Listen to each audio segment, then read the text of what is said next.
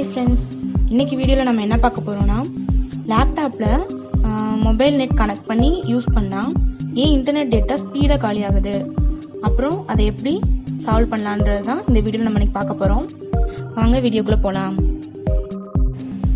First solution பார்க்குறதுக்கு முன்னாடி services.msc அப்படின்னு ஒரு கமாண்ட் பற்றி நம்ம பார்க்கலாம். services.msc கமாண்ட்னா மைக்ரோசாஃப்டோட சர்வீசஸ் கண்ட்ரோல் பேனல் அப்ளிகேஷன் தான் வந்து அது.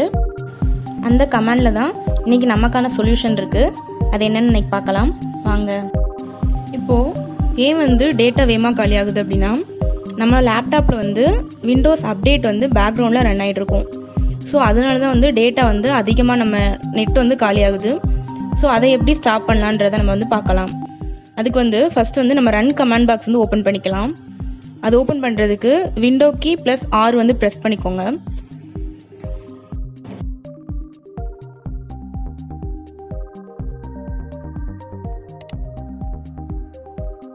இப்போ ரன் கமாண்ட் பாக்ஸ் ஓப்பன் ஆயிருக்கும்.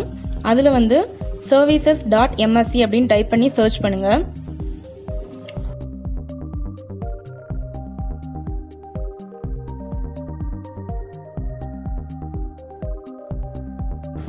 இதில் தான் வந்து விண்டோஸ் சர்வீசஸ் எல்லாமே வந்து லிஸ்ட் ஆகும்.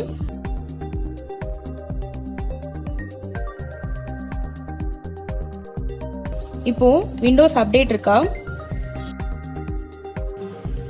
இதில் ரைட் கிளிக் பண்ணி ப்ராப்பர்ட்டிஸ் இருக்கா அதை சூஸ் பண்ணிக்கலாம்.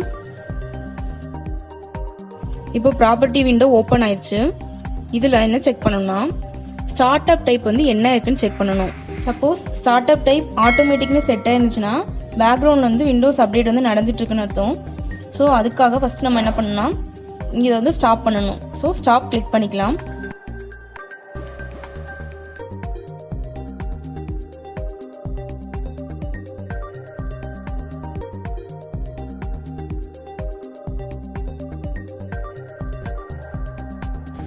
தென் ஸ்டார்ட் அப் டைப் வந்து டிசேபிள்னு சூஸ் பண்ணிக்கலாம். சூஸ் பண்ணிட்டு சேஞ்சஸ் வந்து அப்ளை பண்ணிக்கலாம். தென் ஓகே கிளிக் பண்ணிக்கலாம்.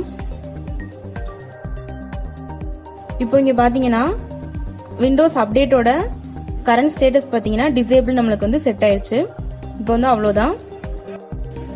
இதுக்கப்புறம் நீங்கள் உங்கள் மொபைல் டேட்டாவை லேப்டாப்பில் கனெக்ட் பண்ணீங்கன்னா டேட்டா வந்து சீக்கிரமாக காலியாகாது.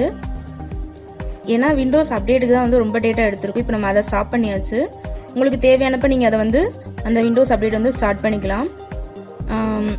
அவ்வளோதான். இந்த வீடியோ உங்களுக்கு பிடிச்சிருந்தா லைக் பண்ணுங்கள், கமெண்ட் பண்ணுங்கள், ஷேர் பண்ணுங்கள். மறக்காமல் நம்ம சேனலை சப்ஸ்கிரைப் பண்ணுங்கள் ஃப்ரெண்ட்ஸ். தேங்க்யூ.